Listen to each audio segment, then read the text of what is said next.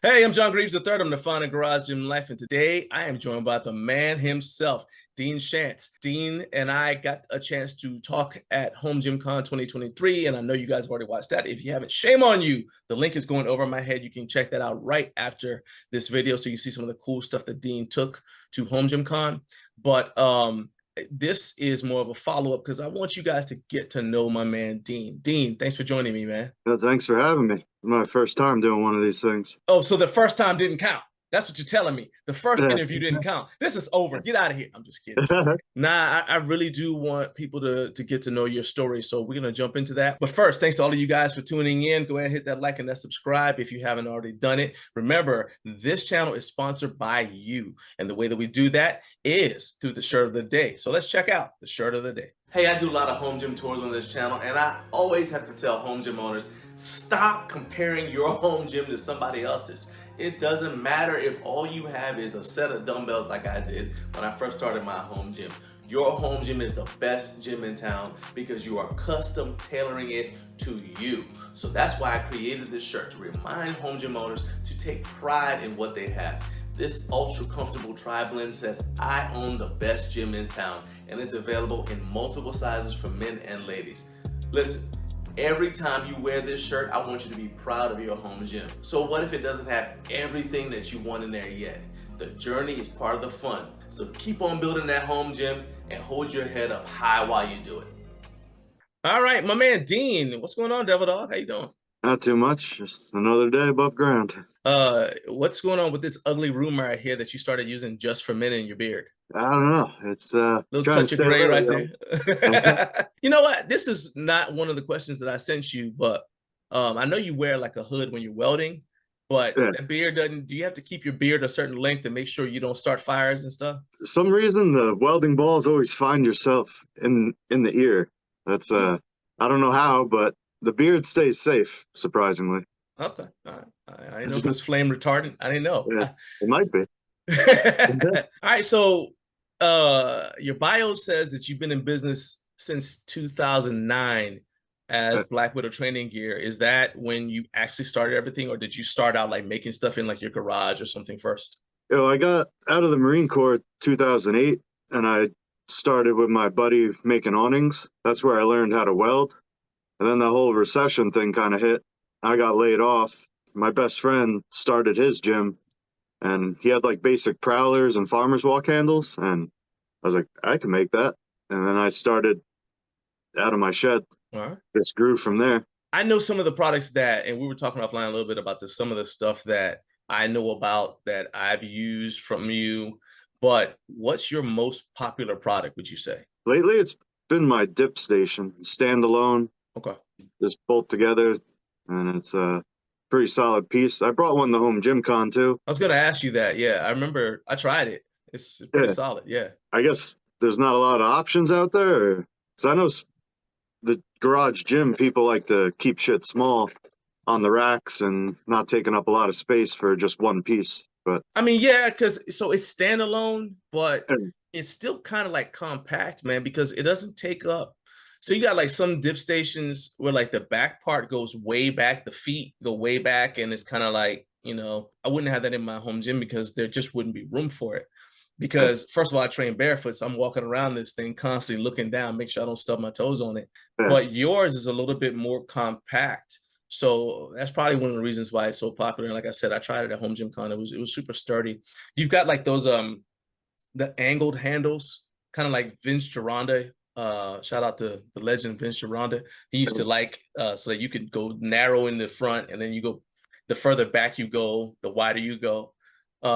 You get a lot of bigger guys ordering that since it does have options. I like they'll reach out before they order it and give me their specs on their body and see if it'll work for them. But it pretty much covers any size person the way it's built now. Have you ever had to customize it? Yeah. Like some people wanted them just straight, not the flare. Then I just had a email last night. A guy wanted it 14 inches to 30 inches wide, so like a greater angle than I normally do. You seem like when we were at HomeGymCon, man, you were showing me pictures of stuff that's non-gym related. You look like you just like what you do, but what do you like what do you enjoy working on the most? I like the custom stuff. Like when you contact me and tell me you want like a barbell, but you don't tell me how to do it. Like I don't like that's like when I get to be creative, that's like the fun stuff. So you mentioned HomeGymCon and you just said fun stuff. And that reminds me that you connected with Gym Equipped at Yeah. HomeGymCon 2023. And if you guys don't know who that is, you need to get familiar. All I'll tell you is that dude puts knurling on everything. Okay. He Yeah. legitimately just came out with a cup with a knurled handle, which was definitely not on my radar of things that to happen. But Yeah.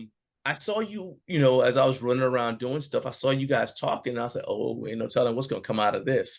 So are you guys working together? You have any projects together now? We do little things here and there.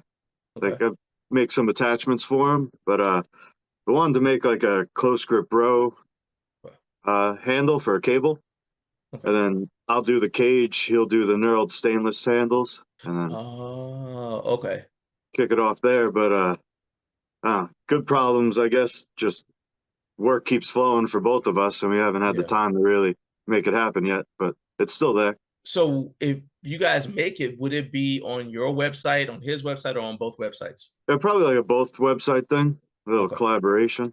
Actually, that sounds pretty cool. You don't really see a lot of that, man, because especially I know people who didn't even want to go to Home Gym Con because they were afraid. They're like, okay, somebody's gonna see my idea, they're gonna knock it off, and by the time I get back home, it's up on their website. Yeah. What was it like for you when you heard about Home Gym Con, and what went into like the thought process of saying, yeah, I'm gonna go to this thing, and then you even designed some stuff specifically for it. So tell me about that whole process of deciding to go. I've never done a convention or anything like that. Okay. So I knew it wasn't going to be huge like the Arnold. Yeah. So I can go and like get my feet wet and kind of see, hey, could I build stuff, get it there, set it up? Like the vendors went big all around. They had Swing Sesh, had that huge thing set up, Gotcha. Surplus, AbMat. Yeah. It was like, wow. And I'm like, this is going to be awesome moving forward as the vendors went big. So I signed up right away for 2024. So Heck yeah. it's and 2024 is going to blow last year out of the water. Oh yeah. And I mean, and it was cool because we had enough vendors, enough people for there to be people there, but not so many that if you wanted to go up to a booth and try something, you didn't have like, you know, you stand in this long line and you really can't mess with anything and you can't really talk to the people who make the stuff. It was kind of like, to me, it was like going to like, you know, one of those custom car shows, Yeah. like custom car conventions. You go there and they're like, you know, and everywhere so like, let's say for Jeep, you get there and there's like all this cool stuff to customize your Jeep but you get a chance to actually sit down and talk to the people and say, hey, well, what about this? Yeah. Let me let's go into just the process of meeting your customers face to face, because you definitely don't get to do that a whole lot. Yeah. And you did that at Home Gym Con. So what was that like?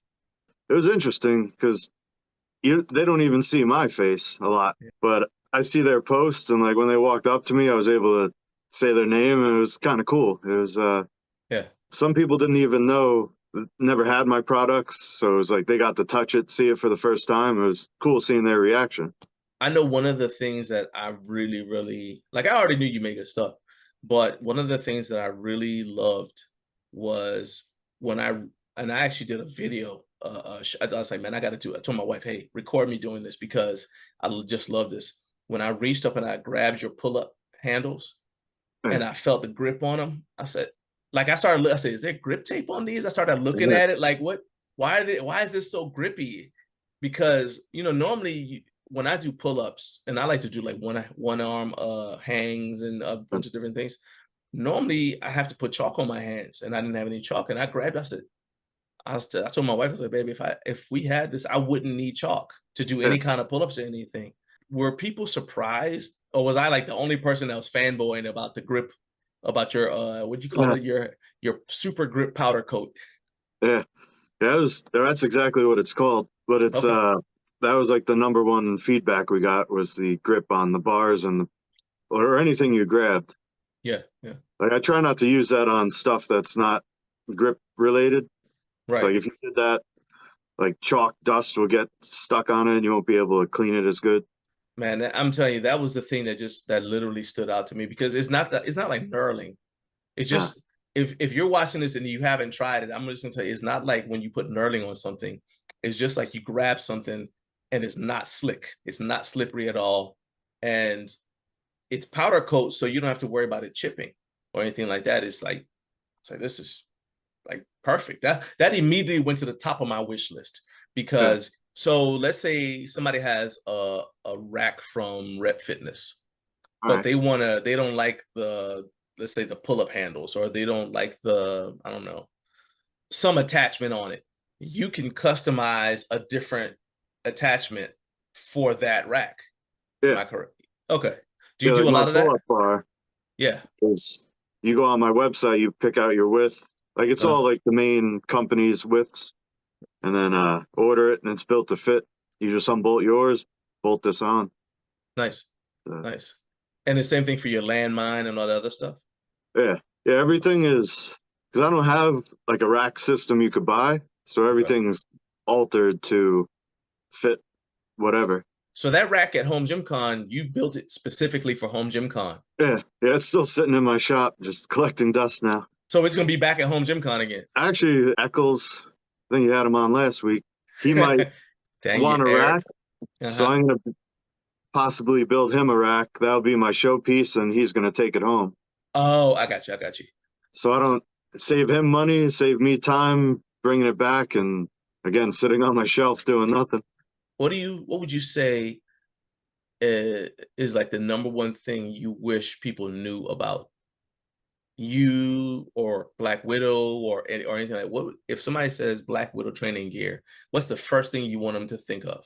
I guess my ease of custom work. That's like I'm on the forums, the discords, and I always see people like, I need this, I need this. And I'm like, that's what I do. Such an easy little It's like, cross help me help membrane. you. Yeah. But then like I reach out and then the person's like trying to compare my price to a Titan price. I'm like, Mm, they make thousands of those. You want me to make a custom one time? Like, right. let's be real here. I got you. On your website, it says that you're not making custom racks. Is this something that you are planning on going back to doing in the future, or do you just kind of want to stick with rack attachments and other things that's like that? I'll entertain a rack request, but like for me on the creative side, a squat rack is just a big heavy square. Right, There's nothing fancy about it. right. It's and my shop's not big, so I'm just have a heavy square to move around. It's I said I was going to ask you, what's a project that you will not work on? Do you have I anything you got just, somebody says, hey, I want you to do this, and you're like, no. yeah, like I had a customer recently, he wanted pretty much a knockoff of another company. Hmm. And I'm like, I could do it, but it's like that again takes all the creativity out of it. I'm like, just buy it from them, man. Why did he want you to make a knockoff? Just like to see if he could get it cheaper, or what? Or he Not wanted his he face had a on good it? I mean, budget. It was just I guess he liked the design, but it was gonna be all plaster with my logo, but but like the skeleton, the bones of it was you could tell it was from somewhere else originally. but that doesn't even make any sense. If it already exists and he doesn't want anything unique about it, Yeah, like you said, why not just buy it from the original place? I don't yeah. really understand. That's weird. All right. It's, We mentioned knockoffs a couple times, yeah. and that's like a big thing that people are talking about. We talk about it periodically about knockoffs and whatnot. And my thing about knockoffs is people don't typically care about knockoffs until it attacks something that's like they have like a personal connection to. Yeah. But before that, they'll buy stuff and they'll justify why they bought it because they say, "Oh, I'm trying to save money or whatever." You said that you've been knocked off a lot. How Yeah. do you? Is this something that you pretty much you just have to deal with? In the beginning, it was a lot more. The wounds hurt a lot more, but now, like like one of my biggest things was the Viking press handle from Hmm. Titan, and like they copied my handle spacing to the T, and like I was like, you can make it wider. Like the handle spacing wasn't proprietary. Like put your own twist on it, and it was But after digesting it a little bit, I was like, wait, they named it the same thing I named it. And they're pushing all the advertising. And then people will be like, wait, there's an American made version of this? And then my sales never slowed down on it. It was some other things where, I don't know, it was like hit or miss. Like I made a 14 by 12 by 16 wood plyo box that I kind of mimicked off of the Rogue competition box. And now you see that little squat box everywhere. But I was one of the first to do that. There's my Righteous handles. Yeah. My Cambridge Swiss bar. Like then Kabuki came out with their Cadillac. But what I like about that, Chris Duffin put a little more science in it, putting the handles above where the center of gravity is. So he didn't just straight up copy it. He took the idea and made it better. So like that kind of stuff I like when like a company sees something, they don't just copy it, they put their twist on it. You know, that's interesting because I remember I interviewed Chris Duffin. When I interviewed Chris Duffin, it was so long ago that he had never used Zoom before, just to show you how long ago that was. But the Cadillac bar was out, and I remember him saying that his thing was like trying to focus on where the balance point would be, and he wanted to kind of like, that was something that was important to him. So it's interesting you said that.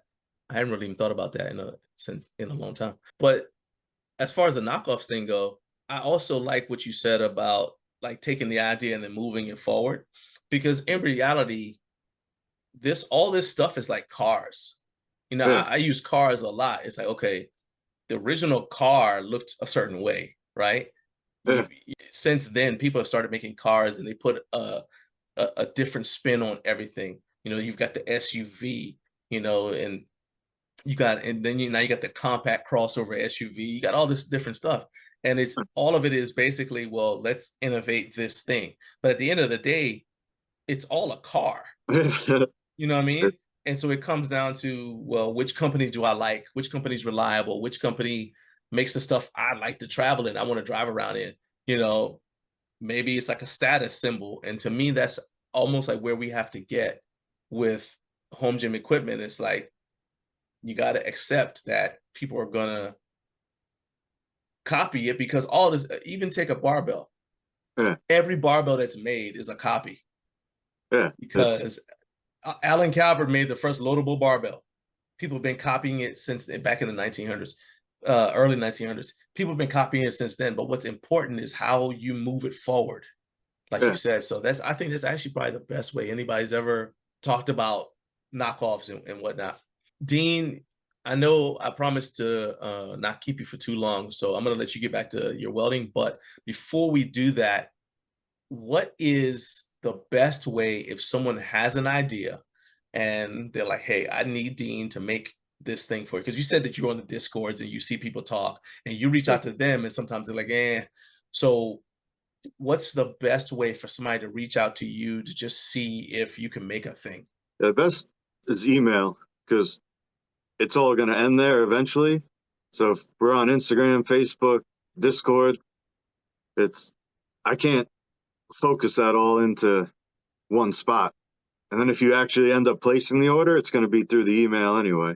So it's like, why not start there? Okay, so I'm going to put your email address in the description for this video, so that, you know, that way you guys can go ahead and check, can go and reach out to Dean. But let me clarify one thing. If somebody has an idea, they don't have blueprints and diagrams, and it's some junk they came up with while half drunk and they wrote it on a napkin in a bar. All right. You actually like that. Like the less well fleshed out it is, the more you like it, because you like to be creative, right? Yeah, it's everything exists in my head. Like if you come, I have over 100 products. They're not written down anywhere. It's all in my head. Like I just make stuff. It's so if you have a custom request, it's sitting in my head and I'm trying to figure out how to do it and how much to charge. And it's fun. I like it. All right. So how can people follow Black Widow? Give us the website information, give us that email address. I know I'm going to put the link in there, but go ahead and tell people what it is and what's your Instagram and any other social media you want to give. And my email is sales@bwtg.com. The website, obviously, just bwtg.com. And Instagram's my main social media. You'll see pieces I'm working on, existing pieces. That's Black Widow TG.